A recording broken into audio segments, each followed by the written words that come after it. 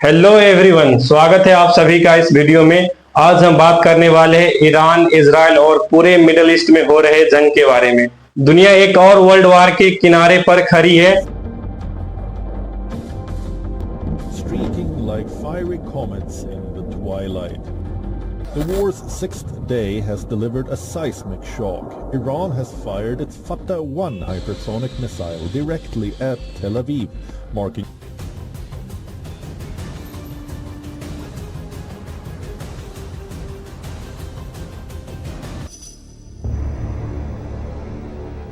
ये जंग जो सिर्फ दो देशों तक सीमित नहीं है बल्कि पूरी दुनिया को हिला सकती है।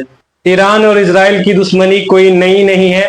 ये दुश्मनी शुरू हुई 1979 के ईरानियन इस्लामिक रेवोल्यूशन के बाद, जब ईरान एक इस्लामिक रिपब्लिक बना। उसके बाद ईरान ने इजराइल को ज़ायनिस्ट रेजिम कहकर उसके वजूद को चैलेंज किया, जिसके कारण 1979 से लेकर अब तक दोनों देश एक दूसरे को अपने एग्जिस्टेंस के लिए खतरा मानते आई है। फिर इजराइल ने ईरान के न्यूक्लियर प्रोग्राम को अपने सबसे बड़े खतरे के रूप में लिया, जिसके कारण सालों से प्रॉक्सी वार, साइबर अटैक और असैसिनेशन ऑपरेशन चल रहा था, पर अब डायरेक्ट वार शुरू हो चुका है। 13 जून 2025 को इजराइल ने ईरान के न्यूक्लियर और मिलिट्री ठिकानों पर एयर स्ट्राइक किया, जिसे ऑपरेशन राइजिंग लायन का नाम दिया गया। इस हमले में इजरायली फाइटर जेट ने ईरान के नताज, इस्फहान और पार्डो जैसे न्यूक्लियर साइट्स को टारगेट किया। इस हमले में ईरान के मिसाइल बेसेस पर भी एयर स्ट्राइक हुआ, जैसे तबरीज मिसाइल बेस और केरमानशा मिसाइल बेस। इस हमले में नताज न्यूक्लियर फैसिलिटी को सबसे ज्यादा नुकसान पहुंचने की रिपोर्ट आई है। कुछ रिपोर्ट के अनुसार इस हमले में ईरान के इस्लामिक रेवोल्यूशन गार्ड ग्रुप के commander in chief Hossein Salami भी शहीद हो गए।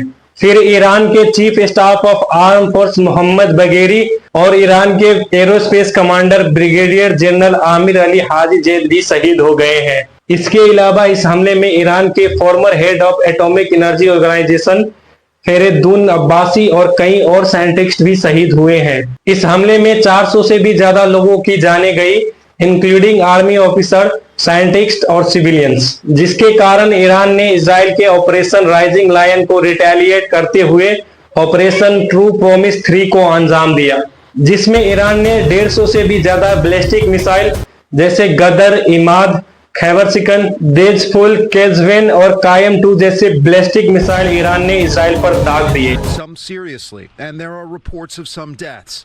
Dozens of sites have been targeted. At daybreak, first responders assess the damage. The intensifying conflict has the world. इसके अलावा 100 से भी ज्यादा सुसाइड ड्रोन्स और 10 क्रूज मिसाइल से भी हमला किया गया। इस ऑपरेशन में ईरान ने इजराइल के मिलिट्री और स्ट्रेटेजिक लोकेशन को टारगेट किया। इस ऑपरेशन में ईरान ने तेल अवीव में इजरायली डिफेंस फोर्स के हेडक्वार्टर द किरिया पर अटैक किया। फिर दूसरा अटैक इजराइल के शहर रेहोबोट में विज़मन इंस्टीट्यूट ऑफ साइंस पर हुआ। तीसरा अटैक इजराइल के शहर हाइफा में बजन ऑयल रिफाइनरी पर हुआ। इसके अलावा इजराइल के दूसरे शहरों में भी रेजिडेंशियल बिल्डिंग पर अटैक हुआ, जिसमें कई लोग घायल भी हुए, कुछ की जानें भी गई और स्ट्रक्चरल डैमेज भी हुआ। अब बात करते हैं ईरान की ऑपरेशन ट्रू प्रॉमिस 3 के बारे में। पहले तो ईरान ने इजराइल में सुसाइड ड्रोन्स भेजे ताकि इजराइल की एयर डिफेंस को कंफ्यूज करा जा सके।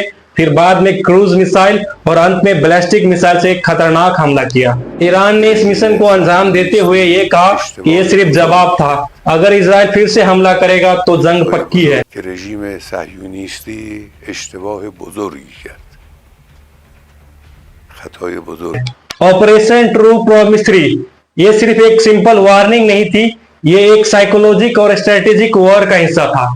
तो दोस्तों, ये थी एक झलक ईरान इजराइल जंग की, जहां पहले इजराइल फलस्तीन में जेनोसाइड कर कर अपने आप को पूरे मिडल ईस्ट का सबसे ताकतवर देश समझ रहा था, वहीं पर ईरान ने इजराइल के ऑपरेशन राइजिंग लायन का जवाब ऑपरेशन ट्रू प्रॉमिस को अंजाम देते हुए ये बता दिया कि ईरान के पास पूरी ताकत है अपनी टेरिटरी को डिफेंड करने के लिए। इजराइल का ये जेनोसाइड आज पूरे मिडल ईस्ट में कैंसर की तरह फैल रहा है।